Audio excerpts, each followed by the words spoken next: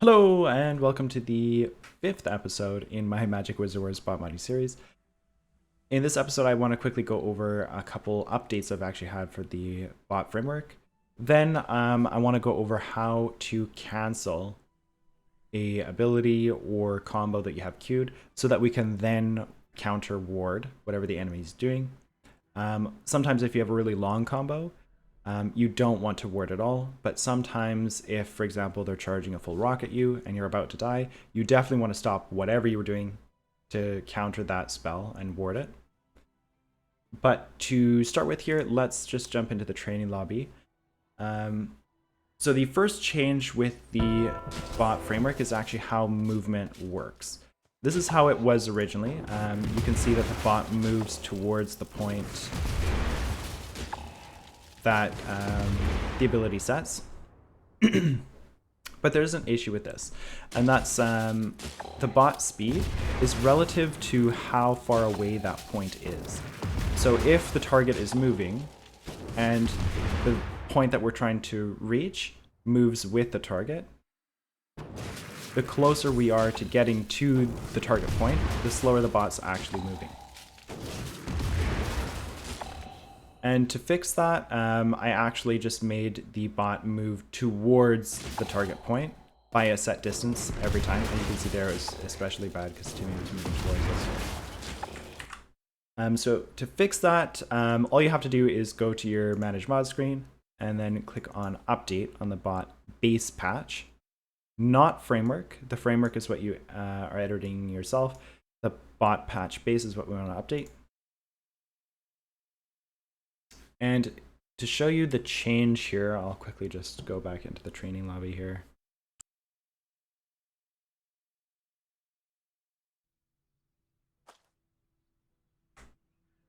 Look at this poor little guy, he's about to die every time. So sad. Anyway, if we go into the training lobby again, you'll see how the movement system has changed. So it's always moving a fixed distance towards where we were trying to move to. That way the bot is always moving as fast as it possibly could in that situation. The second change is actually just a sort of a bug fix.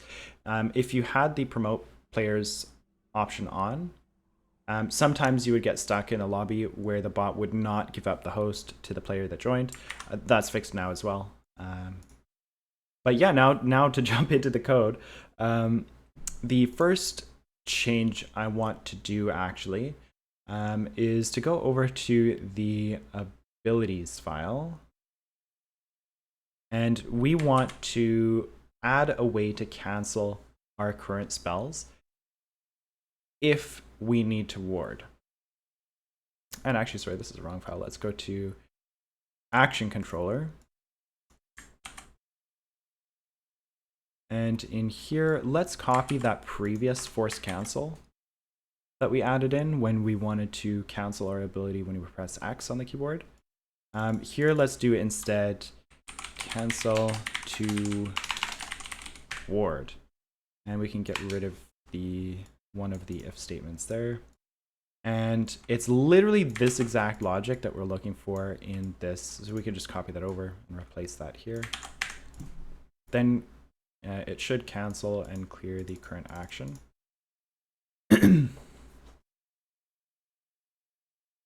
Then, now that we have this, we can actually add that to our functions. But you know what? To make life a little bit easier for us down the road, instead, let's maybe add in activation conditions and update functions for default spells. That way we don't have to keep copying all of these all the time. And there definitely are times when you might want to do it manually yourself each time, but not always. So in the on update default, I want to have, I think, facing the target is probably pretty useful. We just always want to be facing the target, unless you specifically don't want to be. Cancel if there's no target would make sense. The force cancel is, again, when we press X on the keyboard, we want to cancel whatever ability that was. And the new one we just added, which was on update, cancel to ward. And you know what, let's add that in the other ones too. Then in our activation condition, so we added the on update, let's also add in a activation condition. We scroll up here. I think we can copy this again. Copy that one down already too. So instead of bot already worded, let's do bot needs ward.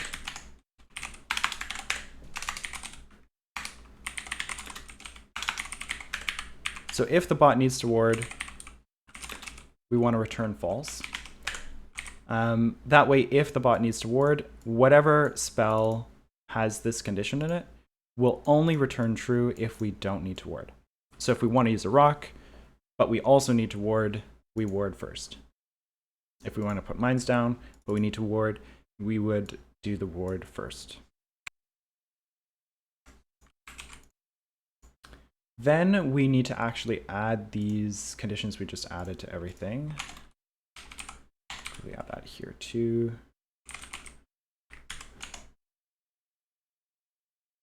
Also, you know what? For the default, let's add in a couple more here. Target is valid is good. Okay, now we're going to go back over to the ability file. We had added here the mines. I think these are the mines we actually were using before. So we can instead here do action dot condition groups, activation conditions, and we want the default. And you know what? We can actually simplify this to some more because sometimes these tables get quite big. Let's add another reference to condition groups equals condition groups. That way we only have to type in condition groups instead of action dot condition groups every time. And we can actually simplify this here.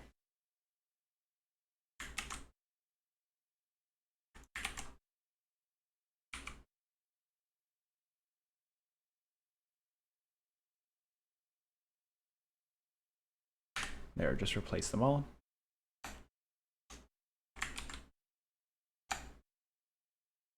And then here, I think the default one would also work, wouldn't it?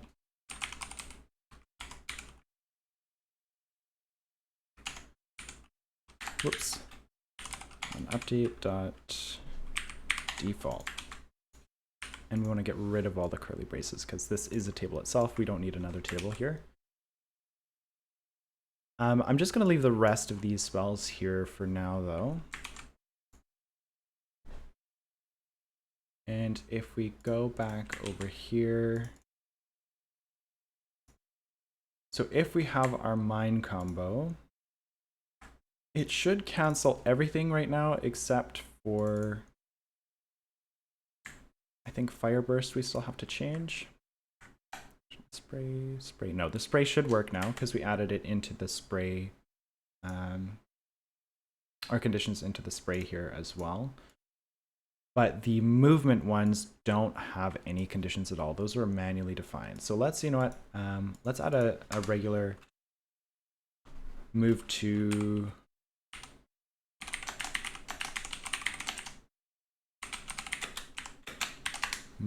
wanted range condition. So it's going to be a group just like the other one. But who knows, maybe we'll have other conditions we want to add in here for pathing. That way we can just edit this one thing. Instead of having, if we have more than one type of movement defined somewhere with different ranges and stuff, we can just edit them all with one group of conditions instead. We do want it to face a target. I think that's all good there.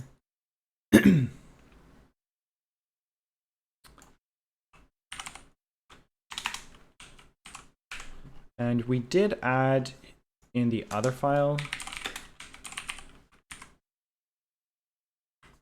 the activation groups. Let's copy that over here too, just so we can more quickly reference that. Sorry, it was in abilities.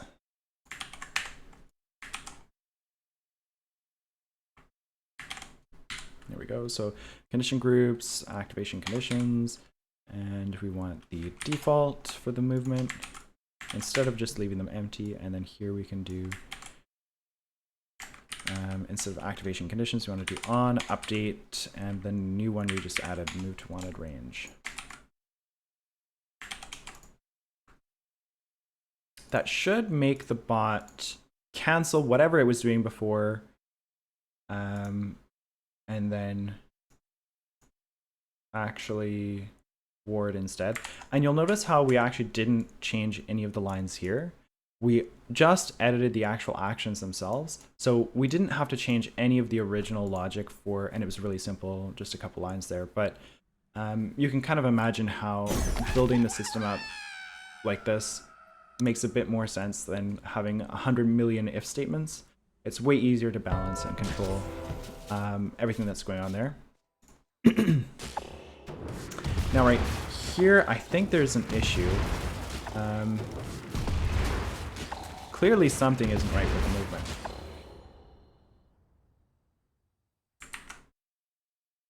And that's actually that I don't think we added the move to in the ability for the movement, because before, hold on, where are we here?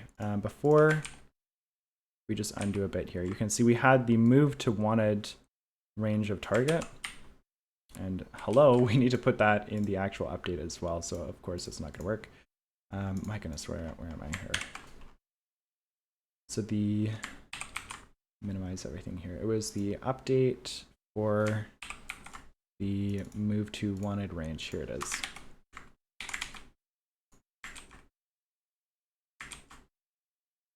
Okay, so I think that should fix it. As a quick bonus for this episode, let's see if we can modify this so we can beat level 10 Jessica. Honestly, I think the only change we really need is let's do if math.random, and let's just pick between 1 and 2, I don't know, a 50% chance.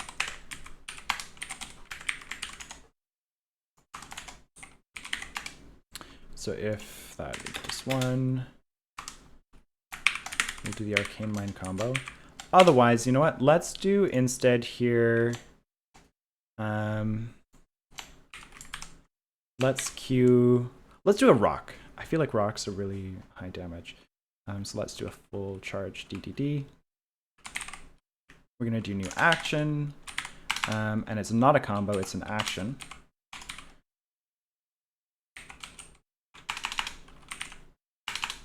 And what, or no, actions, because it's in our list of available actions. Oh no, hold the phone. It's abilities dot projectile dot earth. So there's a 50-50% chance it'll do our mind combo, or it will try to do a earth rock. If we need to ward, then that's good. And let's also add one more condition here. If AI data dot self data dot health p, so our health percent, is less than, I don't know, what's the good value, 60%?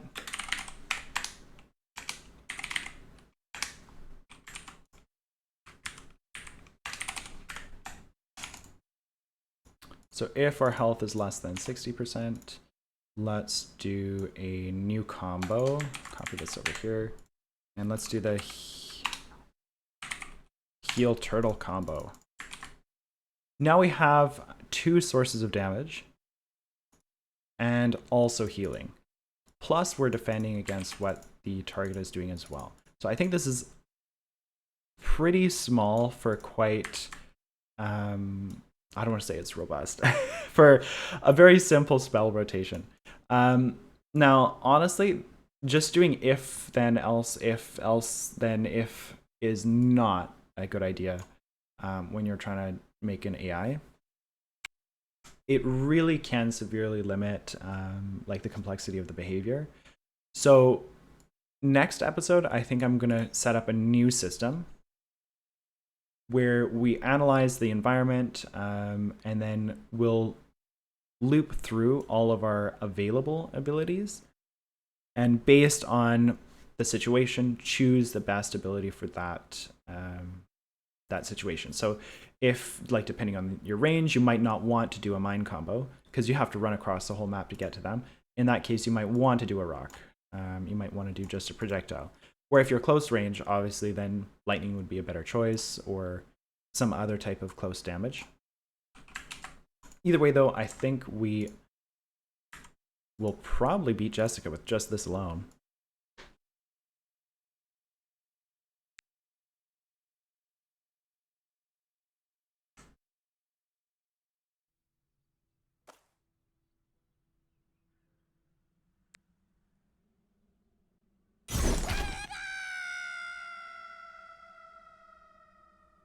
Here we go.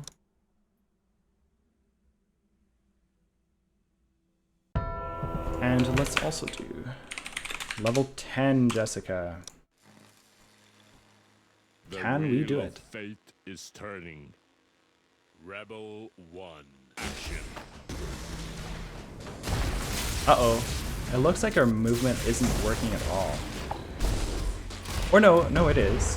It's just that none of our other abilities have any movement. It's only the mine combo that tells us to move. So maybe next time what we'll do also is have some sort of update function that is on our default that sets the wanted range. So for example, if the enemy's lower health, we might want to move closer to them. Whereas if we're lower health than the enemy, then we might want to move closer to the target.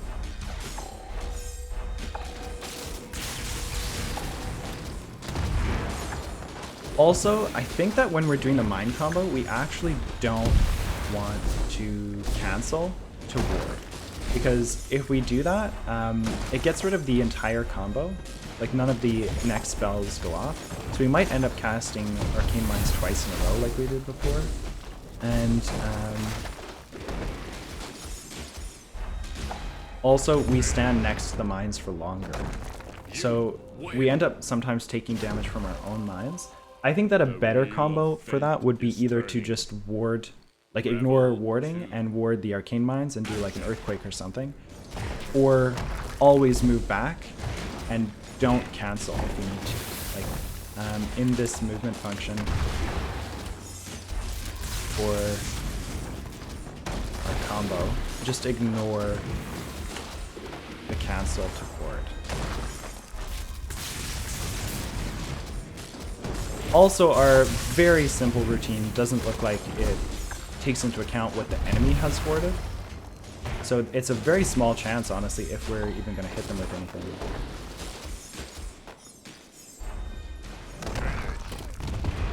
Still though, Jessica, classic Jessica, not doing much to defend herself.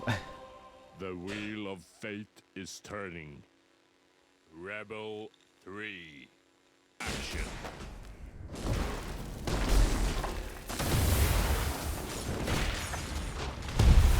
Another thing maybe to consider when warding is that certain spells are instant, and you can't always ward them. Some have a longer animation, like Earthquake you can sometimes ward, especially if you have better ping, but that's not always the case. So if somebody uses a spell and you've already taken the damage for it, it doesn't really make sense to ward that spell again if that spell is already done casting. So another thing you might want to filter out is those situations.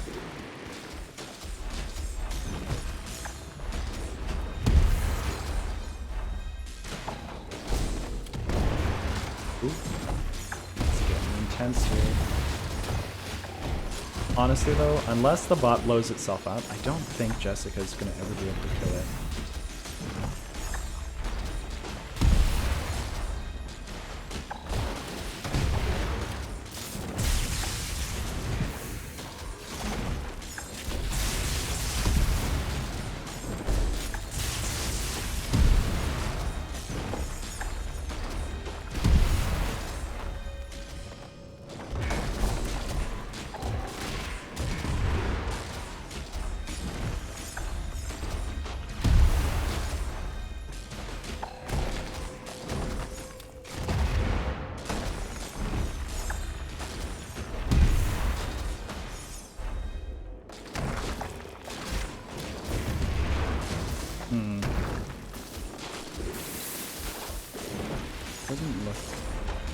this is going to end anytime soon.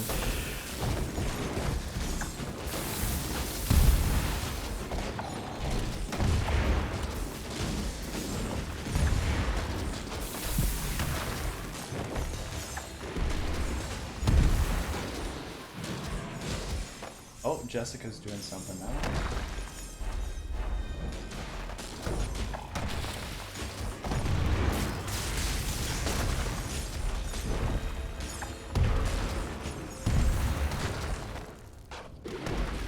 Oh, so close.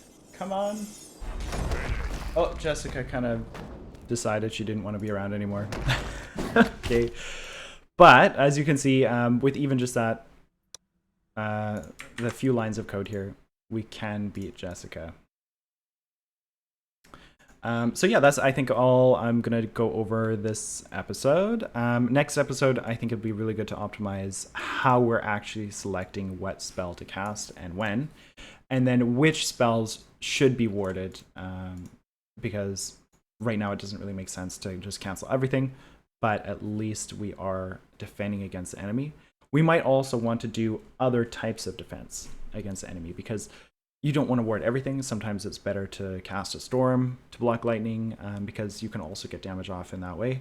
But yeah, we'll see what happens next episode. Otherwise, I hope you all have a lovely day. See you next time. Bye.